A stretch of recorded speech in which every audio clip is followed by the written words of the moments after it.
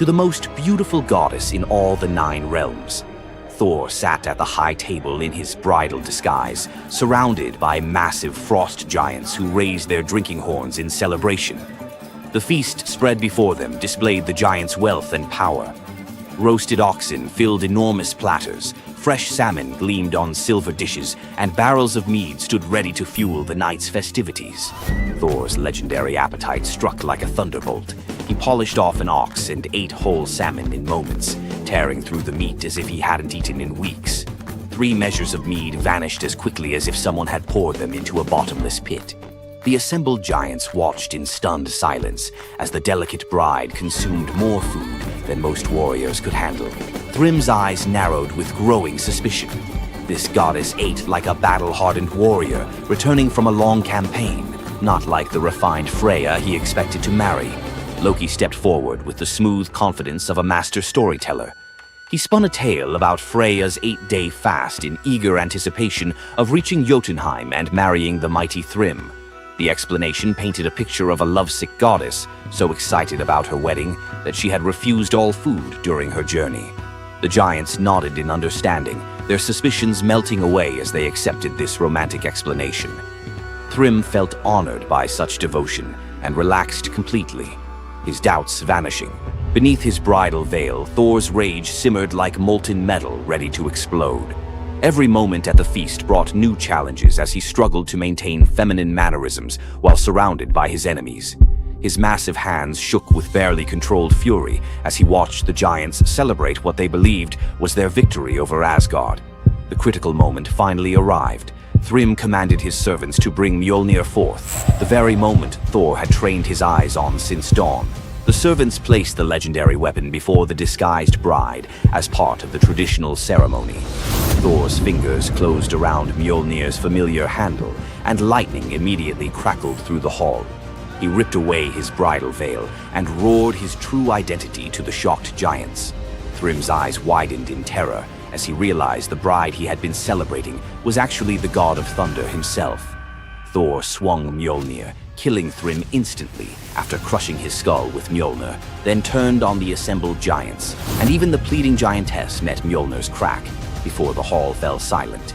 The theft that had begun with arrogance ended in complete destruction. This tale reveals how even the mightiest heroes must sometimes sacrifice their pride to protect what matters most.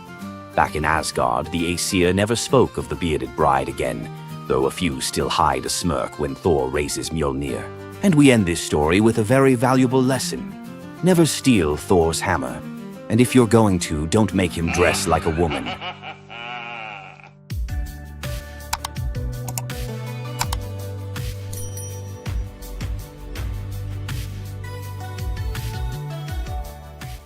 Imagine a woman so terrifying that a single glance from her could turn anyone into stone.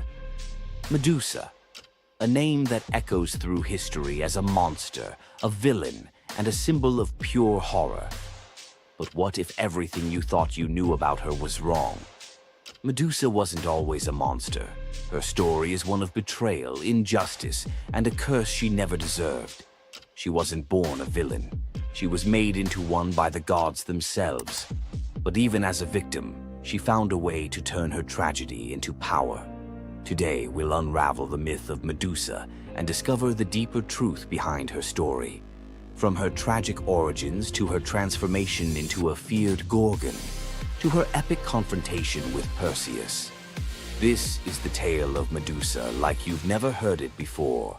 Long before the snakes, before the curse, Medusa was a mortal woman of extraordinary beauty. She wasn't born a monster. She was born human, the daughter of the sea gods, Phorcys and Ceto. While her sisters, Stheno and Euryale, were immortal Gorgons, Medusa stood apart as the only mortal among them. But it wasn't her mortality that set her apart. It was her beauty. Medusa's golden hair, radiant complexion, and striking eyes captured the attention of everyone, even the gods. She served as a priestess in the temple of Athena, goddess of wisdom and war, vowing to remain pure and devoted to the goddess. This is where her life took a tragic turn. According to the myth, Poseidon, the god of the sea, became infatuated with Medusa. Overcome by desire, he pursued her relentlessly, and one fateful day he cornered her in Athena's temple. Medusa, defenseless, could not escape his wrath. But instead of protecting her, Athena turned her fury against Medusa. The goddess, enraged by the desecration of her temple, cursed Medusa for what had happened, punishing the victim instead of the perpetrator. Athena's curse transformed Medusa into a gorgon, a being so hideous that no one could bear to look at her. Her golden hair turned into a nest of venomous snakes, and her eyes became so powerful that a single glance could turn living creatures to stone. This moment defined Medusa's new existence. Once revered for her beauty, she was now feared and hunted as a monster. But beneath the horror of her transformation lay a deeper question. Was Medusa truly cursed, or had she been given a weapon to defend herself in a world that had betrayed her? Medusa fled from civilization, retreating to a remote island where she lived in solitude. Here she came to terms with her new form and the terror it inspired. The snakes in her hair hissed constantly, and her reflection, once a source of pride, was now a weapon she couldn't dare to look at. But the world wouldn't let her rest. Tales of the monster of the island spread across Greece, and soon warriors came seeking glory by trying to slay her. None succeeded. Each challenger who entered her domain fell victim to her petrifying gaze, their bodies forever frozen in stone. Medusa's life became one of survival, fending off those who sought to destroy her while grappling with the isolation of her curse. She was trapped in a cycle of violence she didn't choose, but couldn't escape. As the years passed, Medusa's story became twisted. In the eyes of mortals, she was no longer the victim of a cruel curse, but a monster to be feared. The tragic young woman was lost to legend, replaced by the image of a terrifying villain. Enter Perseus, a young demigod with a destiny to fulfill. Tasked with bringing back Medusa's head as proof of his strength, Perseus embarked on a perilous journey to find her. But unlike the warriors before him, Perseus wasn't relying solely on his skill. He had the favor of the gods. Athena and Hermes provided Perseus with gifts to help him on his quest.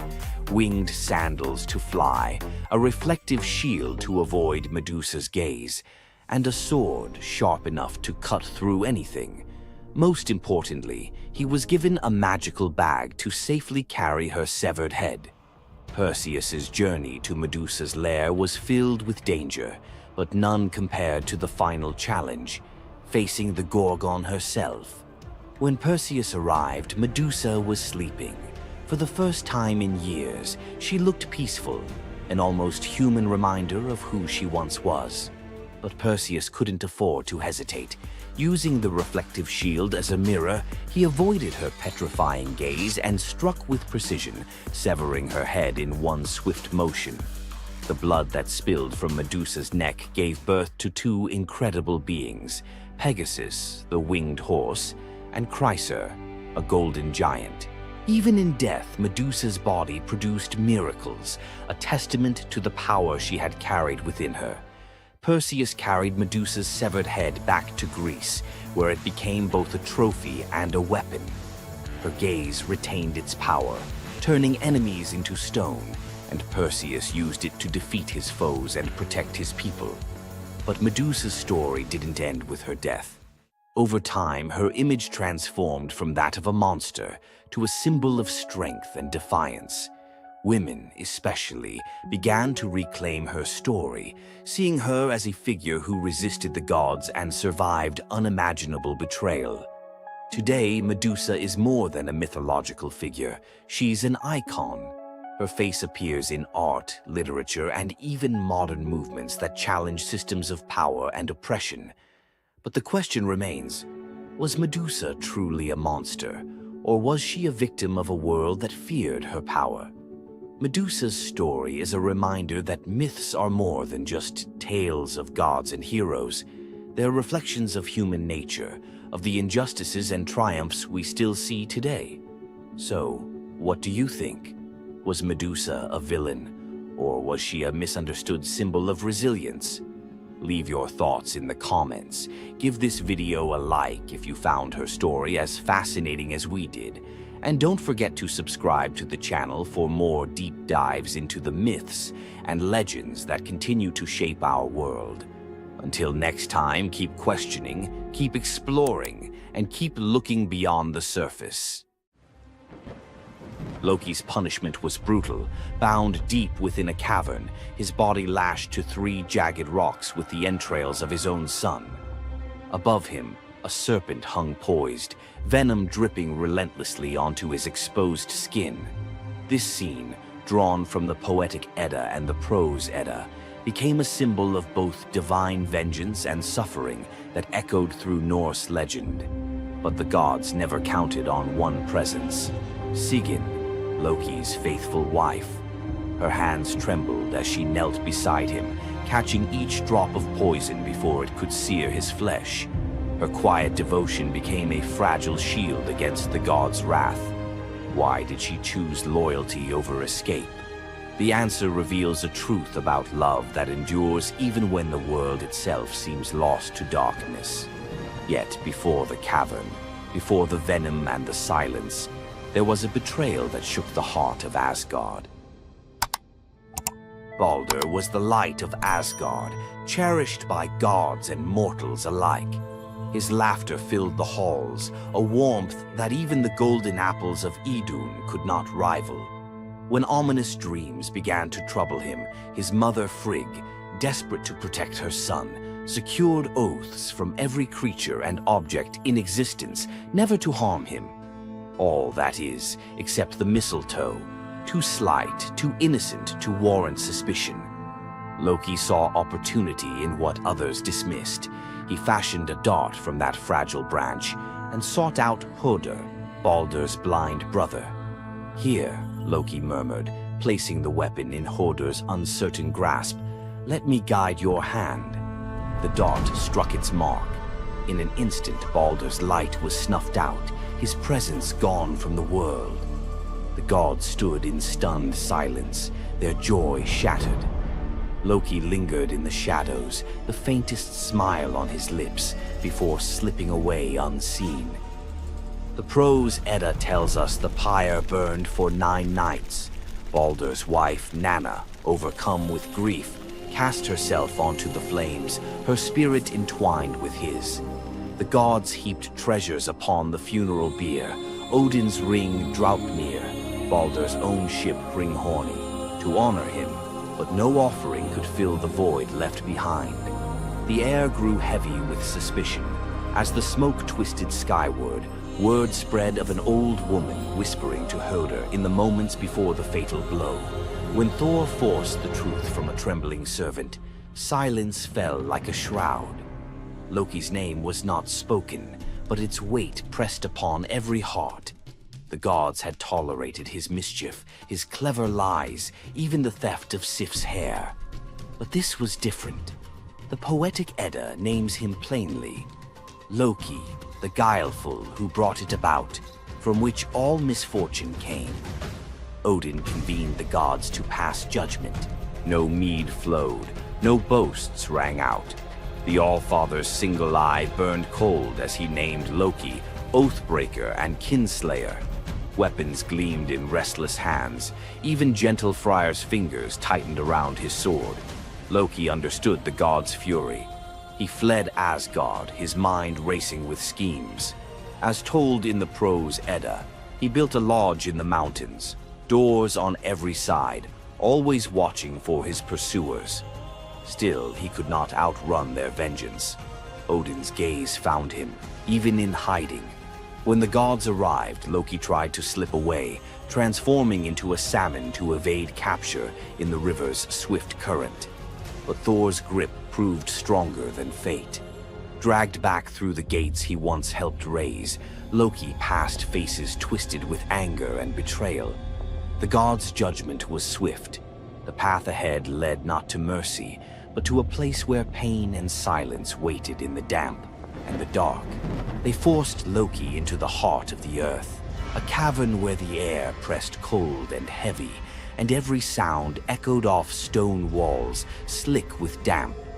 Water dripped steadily from above, each drop magnifying the hush that settled over the gods as they set to their grim task. The stench of venom lingered, sharp and persistent, mingling with the iron tang of old blood. Odin's single eye caught the flicker of Skadi's movement. A silent nod passed between them, sealing what would come next. 3 massive boulders, freshly gouged with holes, stood ready. The gods had not brought chains or rope. Instead, they made Loki's punishment a reflection of his own chaos. The prose. Edda tells us they transformed one son, Vali, into a wolf who slew his brother, Nari. With the entrails of Nari turned to iron by the god's will, they bound Loki fast, wrists, neck, thighs, and ankles locked tight against the unyielding stone.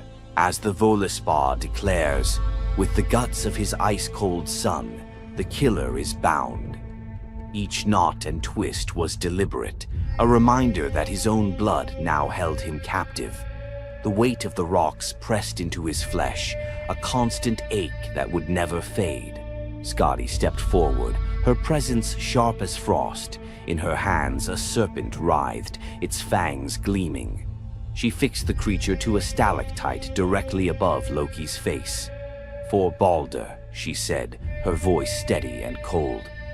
The serpent's jaws parted, and a bead of venom gathered at its tip. It hung for a moment, then fell. Loki's scream reverberated through the cavern, his body arching in agony as the venom burned into his skin. The pain was relentless, searing into bone, and the world above felt its echoes, earthquakes shaking Midgard, rivers shifting, the roots of Yggdrasil quivering. The gods watched in silence, their faces unreadable. Justice, they believed, had been served. As the serpent's venom continued its slow assault, the rhythm of torment became all-consuming. The next drop formed, poised to fall. Then a figure emerged at the edge of the chamber, a woman, silent, a wooden bowl cradled in her hands. Sigin's arms were blistered, her sleeves stained, but her grip was unwavering as she stepped into the circle of pain. The cavern held its breath. Sigyn knelt, her presence a quiet defiance. The venom hissed into the bowl, wood darkening with each drop.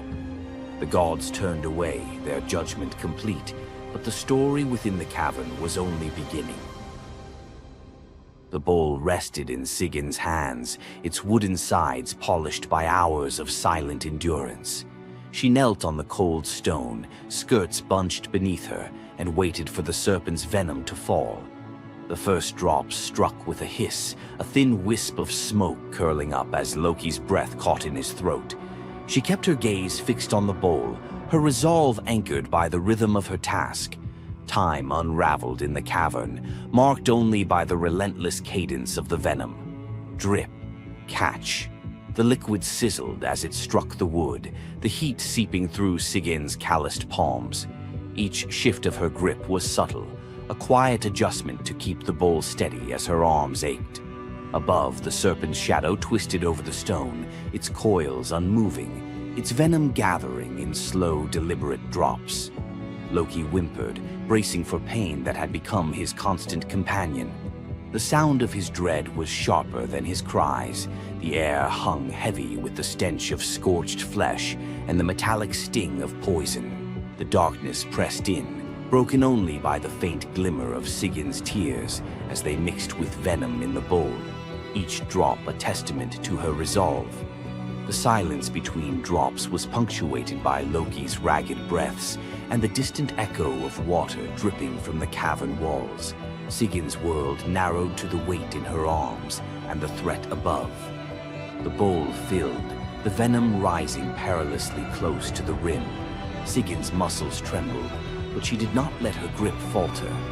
When at last the bowl brimmed, she had no choice but to turn away. In that brief moment, as she emptied the venom onto the rocks, Loki's body convulsed, his scream raw and unrestrained. The poison ate into the stone, leaving blackened scars as Sigyn hurried to wipe the bowl clean and return to her vigil. For time beyond reckoning, Sigyn remained.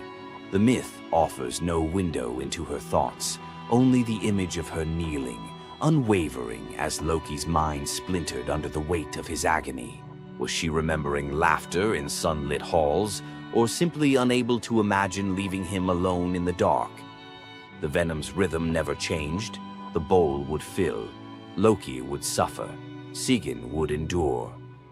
In the hush that followed each scream, a question lingered, one that neither gods nor mortals could answer. Love in the dark was never simple. While the gods turned away, Sigyn remained, her presence reshaping the meaning of Loki's punishment. His betrayals had echoed through Asgard, yet her loyalty was a force the gods never expected. The Eddas offer no window into Sigyn's thoughts, recording only her actions. Blistered hands, a steady bowl, venom caught before it could sear flesh. This silence leaves space for us to wonder. Was it love that held her there, or a deeper sense of duty, something older and more enduring than the gods' own laws? Loki, once the master of deception, now depended on the mercy of the one he had so often left in the shadows. When the bowl overflowed and Sigyn turned away, each drip crept like fire through him, twisting his features in agony. His eyes, when they met hers, flickered with both gratitude and resentment. He needed her, but the venom's torment mingled need with bitterness. Still, Sigyn returned every time, catching the next drop before it could fall. The myths do not say what passed between them in those moments, only that she stayed, her resolve unbroken. Scholars often call Sigyn the embodiment of loyalty, the ultimate symbol of spousal devotion. Yet, her sacrifice was more than an act of love. It was a quiet rebellion. By kneeling in the cavern, she defied the gods' vision of justice. Odin had crafted Loki's punishment to be absolute, to break him alone in the dark. Sigyn's refusal to abandon her husband became a shield, her presence a silent protest that denied the gods complete victory. The Eddas never assign her a motive, leaving modern readers to fill the silence with their own questions and interpretations. Was her endurance an act of compassion, or a challenge to the order imposed by the gods? Each drip marked the passage of time, each bowlful a measure of suffering and steadfastness. Loki's laughter, once quick and sharp, faded into broken gasps. His words, sometimes curses, sometimes pleas, found no purchase. Sigyn's hands grew raw and ruined, but she did not falter. The cycle of pain and mercy continued, unbroken. In the end, it was not just Loki who endured the gods' punishment. Sigyn's vigil transformed it, turning isolation into a shared ordeal. In the darkness, her silent defiance and unwavering love became part of the myth, a testament to the power of presence, even when the world has turned away. Sigyn's vigil stands as one of Norse myth's quiet marvels, a steady presence in the shadows, her strength measured not in battle, but in endurance beside the one the gods condemned. As Loki writhed beneath the venom's relentless burn, Sigyn's hands never wavered.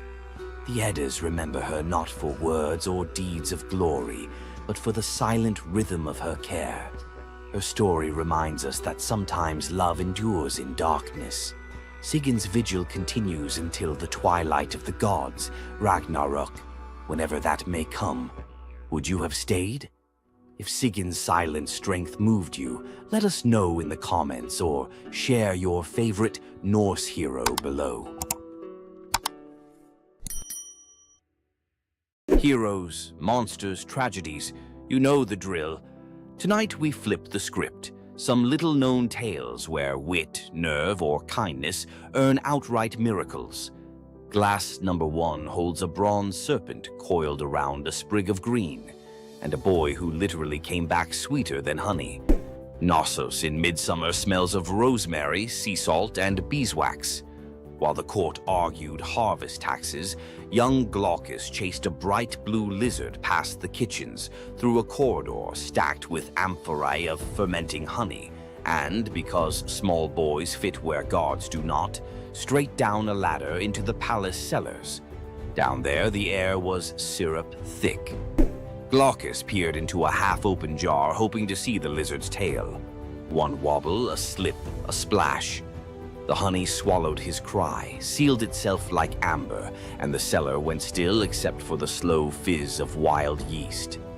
When the nurse discovered an empty playroom, Minos promised royal exiles, or worse, to anyone who failed to find his heir.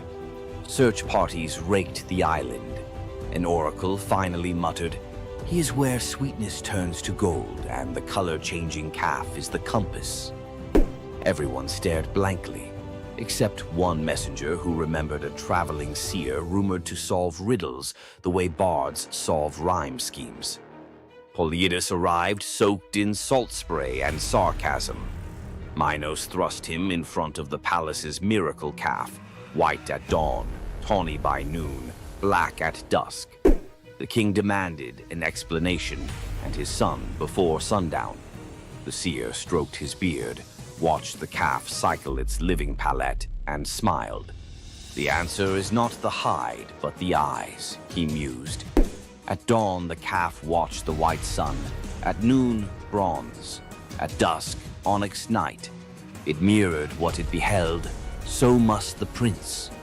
"He is hidden where color vanishes," Polyidus concluded, and descended alone into the wine-dark storerooms. Lantern raised, he located the honey amphora, whose surface held no reflections, only silence. He cracked the seal, found Glaucus suspended in golden stillness, lips blue, limbs floating like reeds in amber. When guards hauled boy and jar to the throne room, Minos's relief curdled into fury. "Resurrect him," he ordered, "or you will keep him company." The seer and the honey coffin were locked inside a stone vault. The bar grinded shut. Torches flickered out. The only light came from honey's inner glow.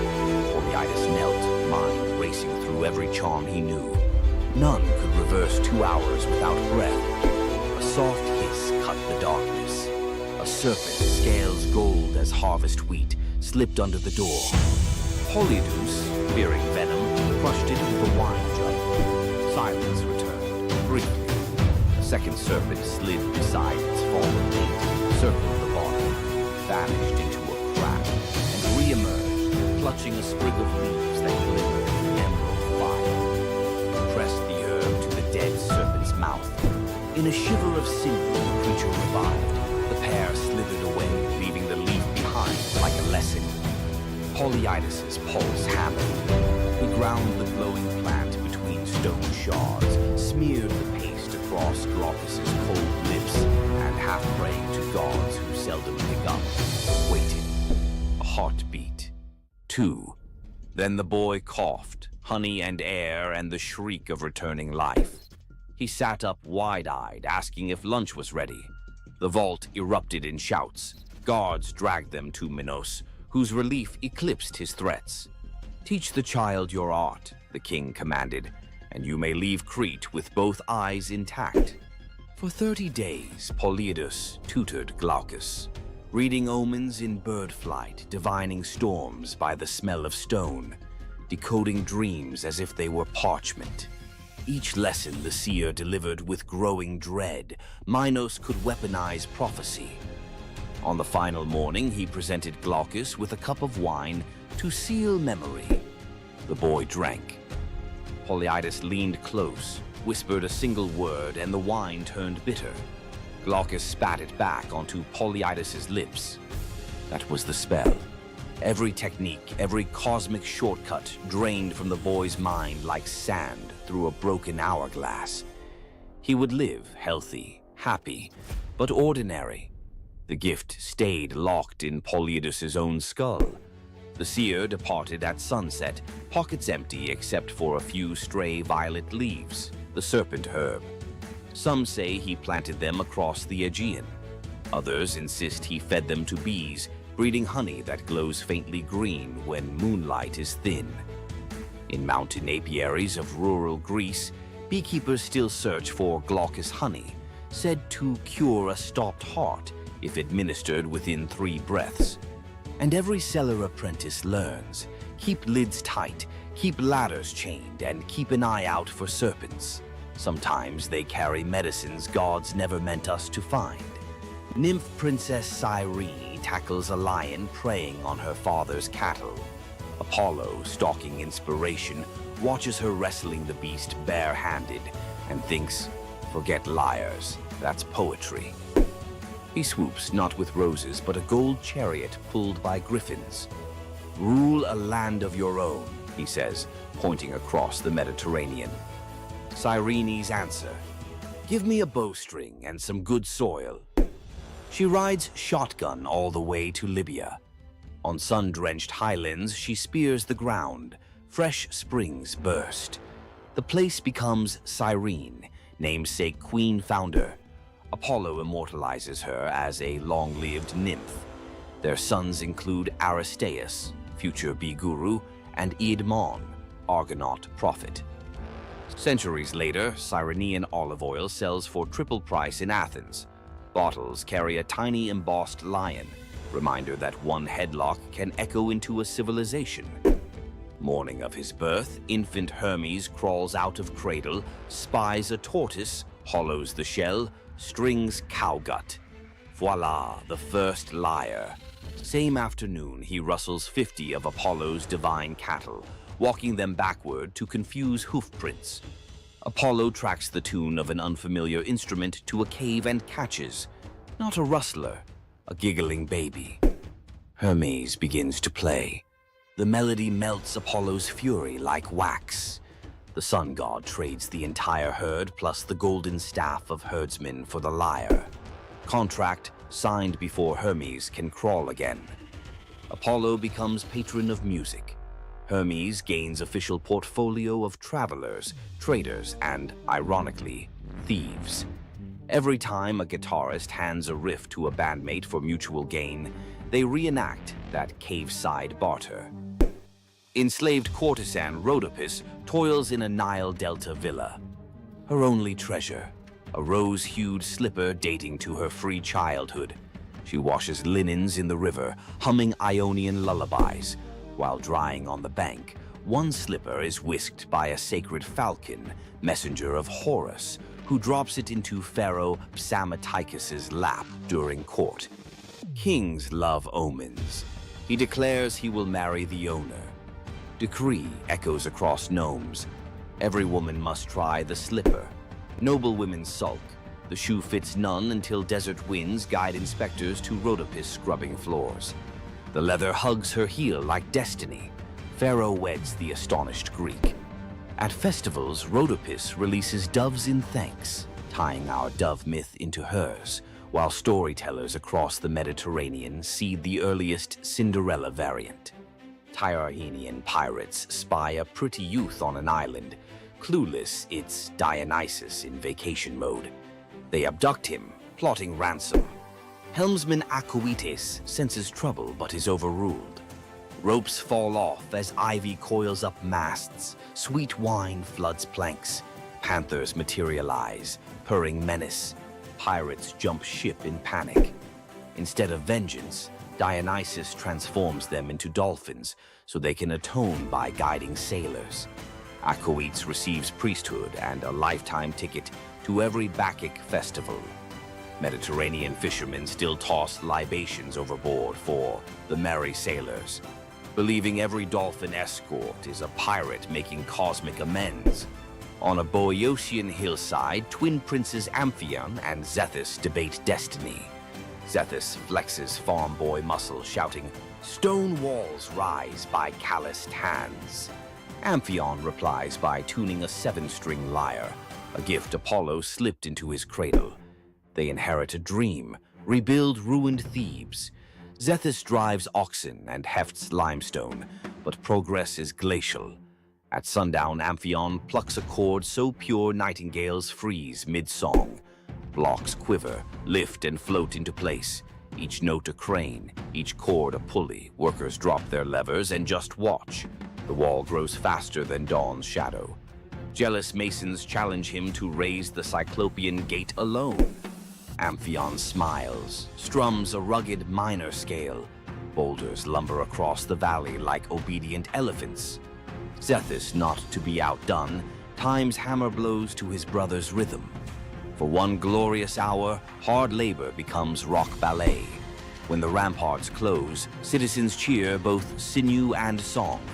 Legends claim every stronghold thereafter leaves a lyre motif somewhere in its masonry, a secret tip of the hat to the prince who taught stones to dance.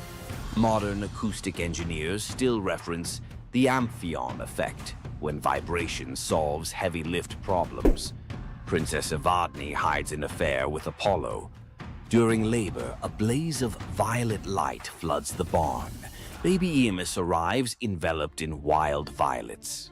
Fearful, she places him on the riverbank, trusting fate. Weeks later, shepherds follow a bizarre sight. Honeybees moving in arrow formation.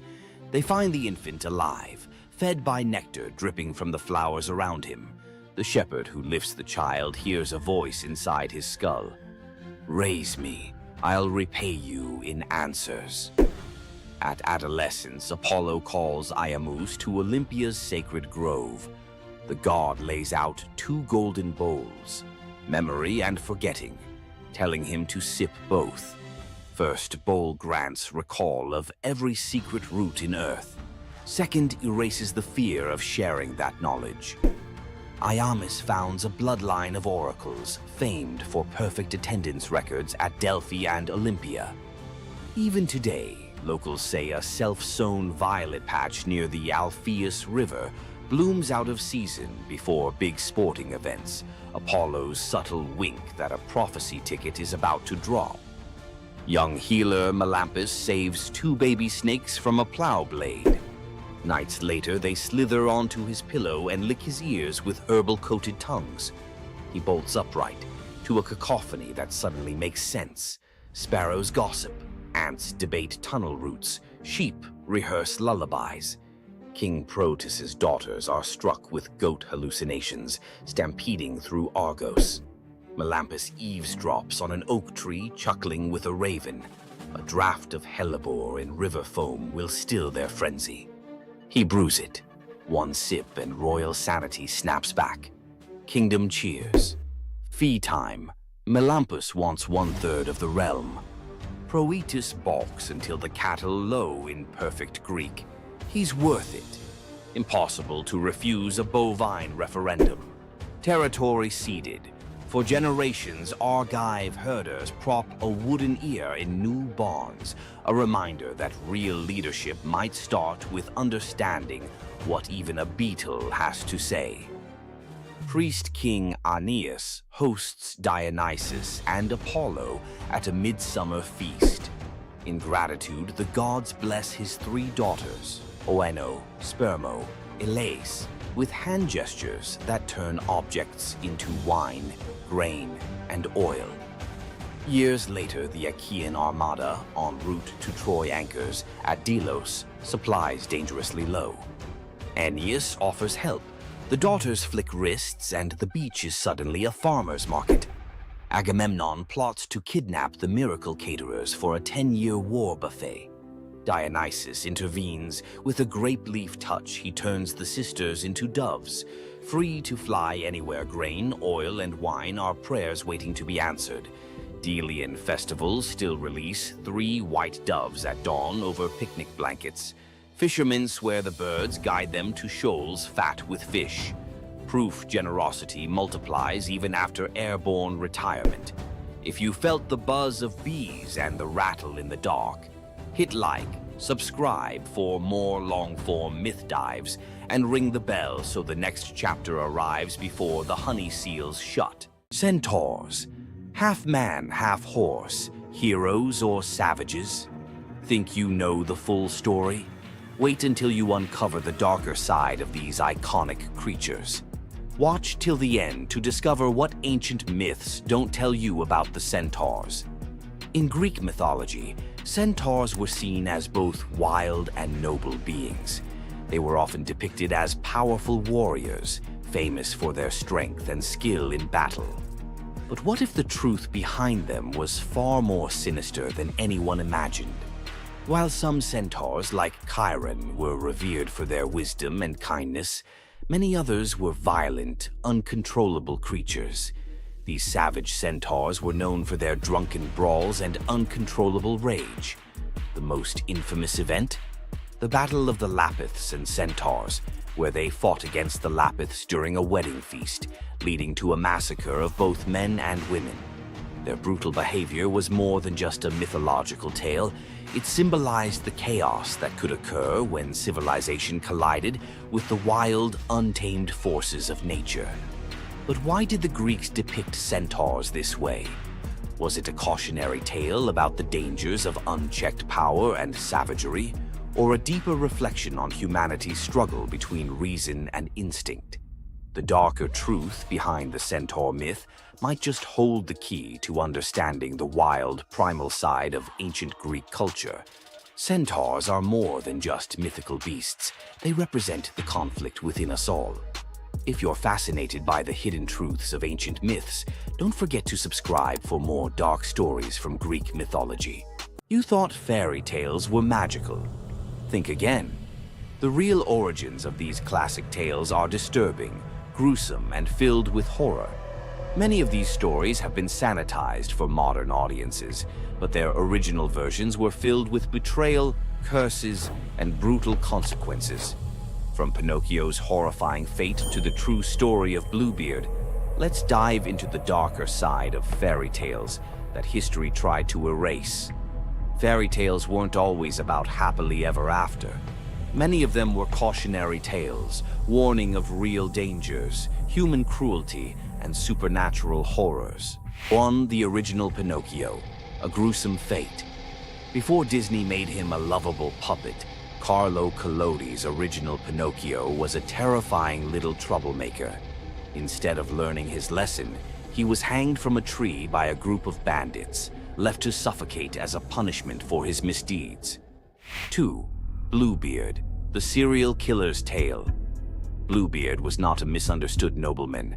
He was a full-blown serial killer. In Charles Perrault's version, Bluebeard marries multiple women and forbids them from entering one locked room. When his latest wife disobeys, she discovers the corpses of his past wives, hanging from hooks. He nearly kills her too, but she's saved at the last second by her brothers. Some believe this gruesome tale was inspired by real-life figures like Gilles de Rais, a nobleman convicted of horrific crimes. 3. The Pied Piper, a tale of mass disappearance. The Pied Piper of Hamelin was not just about a man who played music to lead away rats. He also took the children. In some versions, the town refuses to pay him for his services, so he takes revenge by luring all of their children into a cave, where they are never seen again. Historians believe this could be based on a real event, where an entire group of children from Hamelin mysteriously vanished in the Middle Ages. 4. Rumpelstiltskin, a vengeful trickster. In the original versions of Rumpelstiltskin, when the young queen guesses his name, he doesn't just leave. He flies into a rage so intense that he tears himself in half. In some versions, he stomps on the ground in fury, falling into a pit and disappearing forever. His obsession with taking the queen's child has led some to believe he wasn't just a trickster, but something far darker. 5. The Robber Bridegroom, a wedding night nightmare. This lesser-known grim tale tells the story of a young woman forced to marry a wealthy man. Suspicious of her husband-to-be, she follows him to his home, only to discover that he and his band of robbers murder and eat women. She watches in horror as they butcher a young girl, cutting her into pieces. Luckily, she escapes and exposes them, leading to their execution. 6. The Juniper Tree, a tale of cannibalism and revenge. One of the most horrifying grim fairy tales, The Juniper Tree tells of a stepmother who decapitates her stepson, cooks his body, and feeds it to his unsuspecting father. The boy's sister buries his bones under a juniper tree, and from the tree the boy returns as a vengeful spirit, transforming into a bird and dropping a millstone on his stepmother, crushing her to death. 7. The Girl Without Hands, a story of betrayal and survival. In this disturbing fairy tale, a poor man accidentally sells his daughter to the devil in exchange for wealth. When she resists the devil's temptations, her own father chops off her hands to fulfill the bargain. Eventually, she escapes, gains magical silver hands, and finds a happier fate, but not before enduring unimaginable suffering. Why were these stories so disturbing? Fairy tales weren't just for children. They were warnings, morality lessons, and sometimes outright horror stories meant to instill fear and obedience. Over time, many of them were altered, softened, or rewritten to make them more acceptable. Which of these dark fairy tales shocked you the most? Want to uncover more forgotten stories and chilling legends? Subscribe now and dive into the forgotten history of fairy tales. You've heard of a goddess whose beauty was unmatched. But what if I told you that her beauty wasn't what it seemed? In fact, her allure led to some of the darkest consequences in ancient myth. This goddess, adored by many, held the power to captivate anyone with a mere glance. She was so beautiful that her charm could sway the gods, kings, and mortals alike. But this beauty came with a deadly price. The goddess we're talking about is none other than Aphrodite, the Greek goddess of love and beauty.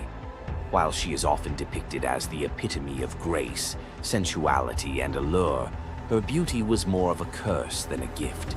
Aphrodite's powers extended beyond just physical beauty. Her charm was irresistible, but it came at a cost. Her very presence could bring turmoil. Many heroes and kings fell victim to their obsession with her. Take Paris, for instance. His decision to choose Aphrodite as the fairest of the goddesses set in motion the events that led to the Trojan War. His desire for her beauty caused the death of thousands and the fall of Troy. But Aphrodite's beauty didn't just destroy men. It could break gods, too. The tale of her and Ares, the god of war, exemplifies this. While Aphrodite was married to Hephaestus, the god of blacksmiths, her passionate affair with Ares led to chaos among the gods. Her beauty wasn't just about attraction, it caused jealousy, betrayal, and ultimately destruction. Despite her dazzling appearance, Aphrodite was also a figure of deceit and destruction, proving that beauty, when it holds such power, can be dangerous. It's no wonder the ancient Greeks warned that appearances can be deceiving. Aphrodite's beauty may have dazzled the world, but her story teaches us that sometimes what's on the surface can mask a much darker reality. So, was Aphrodite's beauty a blessing or a curse? The myths suggest that beauty, when wielded by the gods, is never what it seems. If you want to uncover more hidden truths about gods and goddesses from the ancient world, hit that subscribe button. There's so much more to explore in these captivating stories of the past. Ask most people about Greek myth and you get 12 labors, a Gorgon's haircut, or a fire thief nailed to a cliff. Tonight we leave the doom scroll and open the side door, some lesser-known legends where the gods give instead of take. Or something you love, silence the group chat, because each tale rolls out in 4 acts, exactly like a Netflix mini-EP.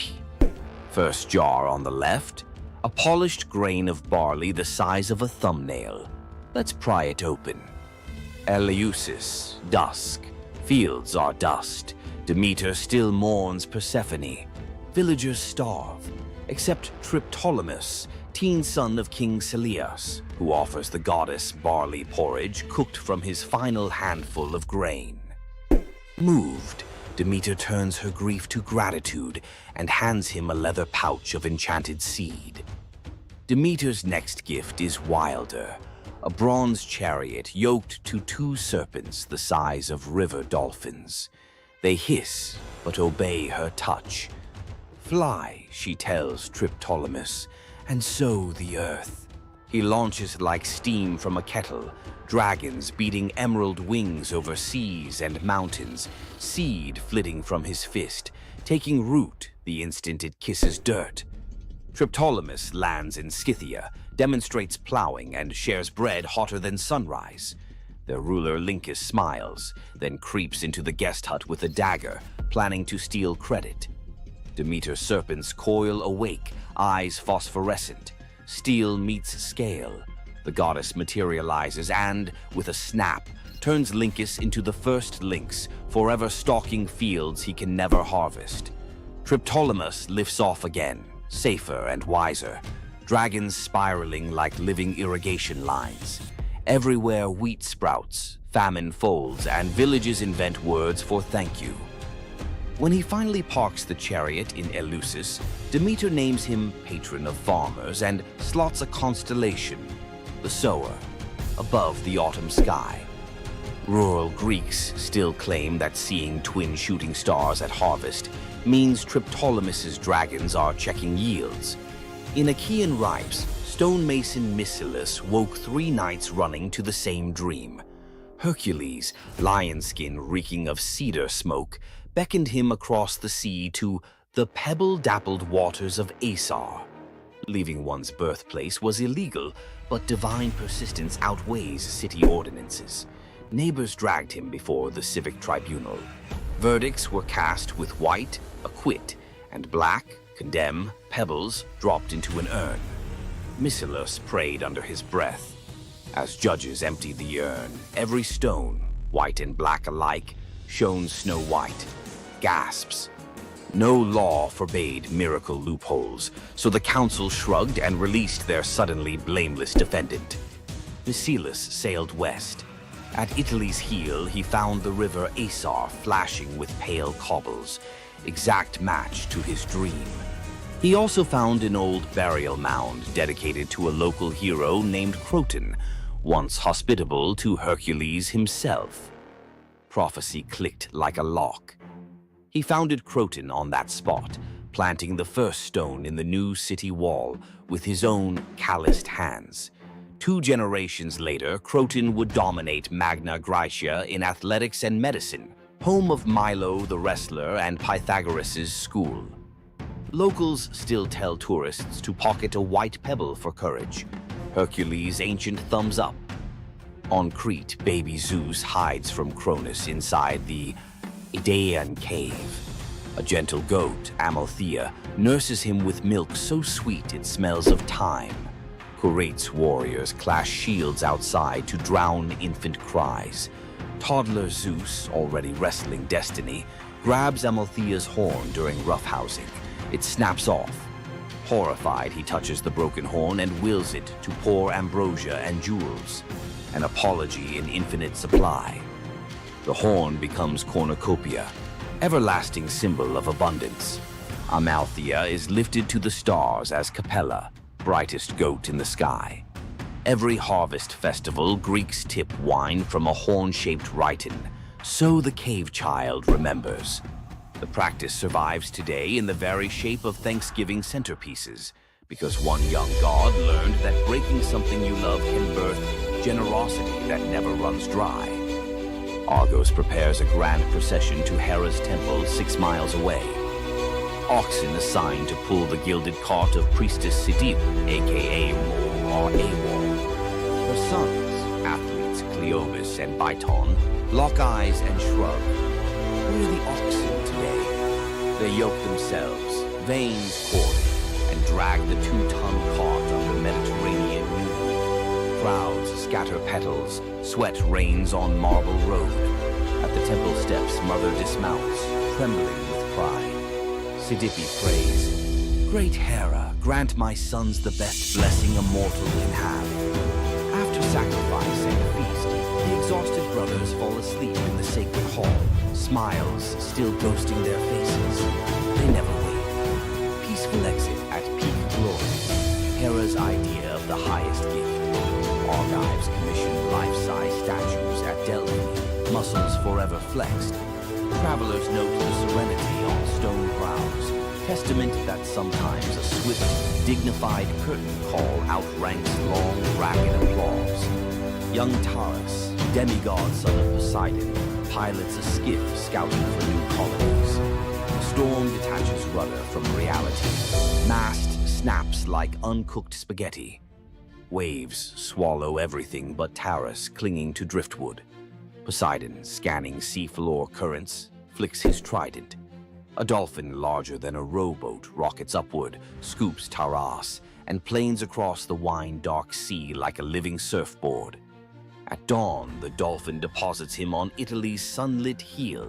Taurus climbs a bluff, sees fertile plains ribboned by a gentle river.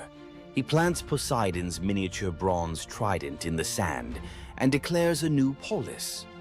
The colony, Tarentum, today's Taranto, mints coins of a boy riding a dolphin, trident aloft. Local fishermen still carve tiny dolphins on prows, tribute to the uncanny GPS system that once delivered a founder to the perfect harbor. Aphrodite and winged son Eros picnicked amid spring anemones, boasting who could gather the loveliest bouquet. With wings, Eros predictably stuffed his basket first. Enter Peristera, a mortal handmaid collecting herbs nearby. Seeing Aphrodite's crestfallen smile, she wordlessly tipped her own armful of blooms into the goddess's basket. Eros protested, "Rules breach."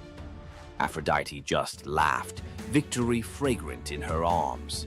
Jealousy and Cupid's arrows share barbs. Eros flicked one tiny dart and poof, Peristera shrank into downy white feathers. Aphrodite scooped up the bewildered bird, whispering apologies and protection. Peristera, now a dove, gained a new language of coos and cloud-high freedom. The goddess decreed doves sacred henceforth, harbingers of peace and liaisons for lovers.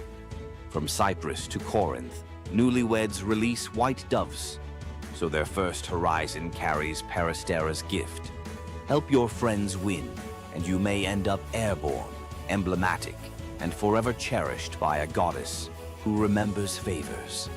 Cretan teenager Epimenides entered a cave seeking a stray lamb. Cool air lulled him into a nap on soft moss. When he stepped back into sunlight, the lamb was a weather-bleached skull, and his town looked upgraded. He'd slept 57 years. Word of the time traveler raced to Athens, then reeling under plague and factional strife. They summoned Epimenides. He prescribed symbolic spring water baths for citizens and a cleansing of unjust murder cases, the world's first state-sanctioned amnesty. He also ringed the city with incense-burning altars to the unknown god, appeasing whichever deity felt snubbed. Within a year, the plague receded, civic tempers cooled. Grateful Athenians offered gold. Epimenides accepted only vines for his Cretan temple, proof that sleep had taught him value over price. Legends credit him with tweaking the Greek lunar calendar and penning riddling prophecies. Even today, Cretan shepherds warn drowsy companions, "Nap too long in a sacred cave, you'll wake up a consultant." Aristaeus, son of Apollo and huntress Cyrene, loved tinkering. Olives here, cheese there. When shepherds complained of wild honey going rancid, Aristaeus studied bees like living alchemy. Nymph tutors taught smoke calming and linen veils. Soon, Aristaeus produced honey rumored to heal fevers. Even Olympians craved his combs. One blistering summer, disease wiped out his hives. Desperate, he consulted shape-shifting Proteus, who advised a strange remedy. Sacrifice 4 bulls and leave their carcasses sealed. From decay rose new swarms, robust and disease-proof, the mythical origin of begonia, or bee birth. Greek farmers copied the ritual symbolically with perfumed ox hides draped over empty hives at spring equinox. Aristaeus planted thyme to flavor future honey, invented the first clay smoker, and dedicated his success to the seasonal Etesian winds, ensuring cool breezes helped the bees cap wax perfectly. Modern beekeepers in Greece still call a sudden helpful wind Aristaeus's breath. Zeus and Hermes, disguised as dusty travelers, canvassed a Phrygian village for lodging. Gold door mansions slammed shut. Only an aged, poor couple, Baucis and Philemon, welcomed them into a mud brick hut. They served cabbage soup, pork scraps, and local wine. Mid-pour, Baucis noticed the jug stayed full. Eyes widened. Guests revealed divine light. The couple's first instinct? Ask the gods to spare their nasty neighbors if possible. Mercy before schadenfreude. Classy. The village morphed into a marsh. The hut blossomed into marble columns. Zeus offered any reward. They chose to be temple keepers and to die together. Years later, as breath slowed, bark crept over their skin. Philemon an oak, Baucis a linden, branches intertwined over the temple forecourt. Travelers claim the twin trunks still rustle blessings on strangers who share food with drifters. Local children leave tiny cups of soup under the roots, because kindness apparently scales from hut to eternity tree. From marble votes that rewrite destiny to bees reborn in golden sunlight, tonight's legends hum one chord. Generosity, of spirit, of risk, of welcome, catches the gods' attention faster than any heroic flex. Drop a comment naming the myth that lit you up and tell us how you'd translate its core gift into today's life. Food bank pop-ups, urban beehives, pop-up nappies. Best idea gets animated into next episode's intro. Your username in ancient Greek graffiti. If tonight rekindled your sense that the universe sometimes rewards the generous, like the video, subscribe for more secret corridors of myth and tap the bell so the algorithm's dolphin swims our next story straight to you. Until then, keep a white pebble in your pocket, a spare bouquet for a stranger, and an ear attuned to wind that maybe, just maybe, started in a very old apiary. Welcome back, lore hunters. Tonight I'm unwrapping some myths that slip through the cracks of pop culture, tales so rich you could live in them for weeks. Let the veils fall. Old Phaon hauled passengers between Lesbos and Asia Minor in a skiff patched more than a beggar's coat. One dusk he carried an aged woman for free when storms canceled the rich man's coin. She touched his wrist, her skin warmed like sunrise. That crone revealed herself as Aphrodite. Payment: an alabaster jar of rose-scented balm. Phaon rubbed a dab on his temples. Waves reflected a new face, jaw sharp, curls ink black. Word of the god-veined ferryman blitzed across isles. Queens queued for night voyages. Fame fed on humility until none was left. Phaon mocked old lovers, hiked his fares, painted his hull with gold leaf. Aphrodite, hearing temple incense now dedicated to Phaon instead of herself, revisited, this time as a scarred sailor claiming poverty. Rebuked, she cursed the balm to invert. Every admiring gaze would now age him a year. By next moon, the once idol looked like driftwood. He vanished, some say into the strait's whirlpool, others into a hermit cave. Poets still swear his ghostly skiff appears on starless nights. If you board, you arrive at dawn a decade older, pockets full of rose petals that rot before noon. Queen Althea of Calydon screamed through her labor as the hearth fire hissed. From the embers, a coal spat out, a single firebrand the length of a dagger. The fates appeared, scissors glinting. Lachesis measured the newborn's life against that coal. Clotho whispered, when the wood is ash, the boy is dust. Althea snatched the brand, quenched it in a silver urn, and hid it under the bed. The baby, Meleager, grew into a spear god in the training yard. None but his mother guessed why storms seemed to pause for him. Years later, Artemis loosed a boar monstrous as a siege tower to punish King Oeneus for a skipped sacrifice. Hunters from every Greek polis gathered. Meleager led, eyes bright as forge fire. Among the heroes strode Atalanta, swift, lethal, and female, an affront to the older princes. In the thicket, Atalanta's arrow struck first blood. Meleager's spear finished the beast. He offered her the pelt. Male egos erupted. Two of Meleager's uncles drew blades. Meleager defended the huntress, slaying his own kin. Word sprinted ahead of him to the palace. Althea collapsed at news her brothers lay dead by her son's hand. Grief wrestled prophecy in her chest. Shaking, she fetched the firebrand, lit a torch, and held both over the brazier. Her love warred her rage for 9 heartbeats. On the 10th, she let the wood slip. Miles away, Meleager felt his marrow ignite. He dropped mid-stride, armor ringing like a funeral bell. At the palace hearth, the brand hissed its last and fell to gray powder. Althea watched the flakes swirl, then walked into the flames herself. In Caledon, they still say, "Whatever a mother births, her fire can reclaim." Young Cyparissus roamed Chios with a bronze shepherd's crook taller than himself. Apollo, idling in mortal disguise, gifted the boy a tame stag crowned with ivory antlers. It followed him like sunrise follows dawn. One blistering noon, flies tormented the stag. Cyparissus, meaning only mercy, aimed his javelin to shoo them. The tip glanced off a stone, pierced soft flank. The deer collapsed, breath misting blood. Cyparissus dropped beside it, sobs carving caverns in his throat. Apollo arrived to heal, lyre weeping gold notes. But the boy refused salvation for himself. He begged, "Give me a grief that never dries, so I remember him forever." Clouds boiled violet.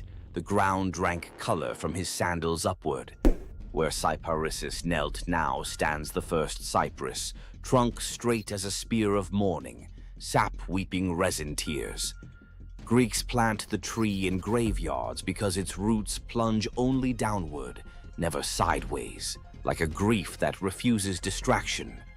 On summer nights, hunters claim the wind through cypress needles sounds like antlers brushing the sky.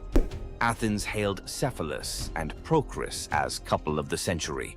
He an expert hunter, she a devotee of Artemis. As wedding gift, the goddess sent 2 marvels.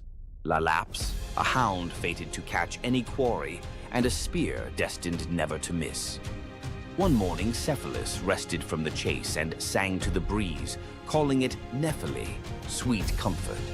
The dawn goddess Eos, eavesdropping, snatched him skyward, offering immortality. He pined for Procris. Eos scoffed, "She'll betray you." Suspicion slid under his skin like splintered arrow reeds. Cephalus returned in disguise, bribing servants to hint Procris had strayed. At twilight, she arrived in the woods, masked, to spy on him first. Hearing rustle, Cephalus loosed the divine spear toward the sound. It cannot miss. The mask tore away, Procris's eyes wide as shattering glass. She fell against his chest, whispering only, "The breeze, remember?" Cephalus buried her on Mount Hymettus, pinned the fatal spear beside the grave, and leashed Laiolaps there eternally. Some nights, hikers see a spectral dog chase a phantom hare in circles that never close, while a jealous wind mutters the name Nephele through the pines. Poor farmer Ligdus told his pregnant wife, if the child is female, exposure must follow. Dowries ruin paupers. Desperate Telethusa prayed to Isis. The goddess appeared, golden-winged. Bear the child, raise her as son. Baby Iphis arrived. They bound her chest, taught her spearcraft, named her heir. At 13, Iphis was betrothed to radiant Ianthe, who adored her future husband. Iphis loved her too, but carried a secret that tore her apart. Nights she begged Isis, either unmake love or unmake lie. Eve of the wedding, Iphis roamed the temple till exhaustion. At midnight, statue eyes flashed, muscle quaked under skin, voice dropped like falling figs. When dawn trumpets blew, Iphis emerged, broad-shouldered, jaw square, still wearing mother's hopes, but now truth-shaped. Ceremony erupted in double amazement. A father spared from murder, a bride gaining the groom her heart already knew, a city given a living parable that gods can edit flesh the way poets edit verse. On anniversaries, Crete's couples exchange braided veils, symbol that love may bend rules when petitioned with courage.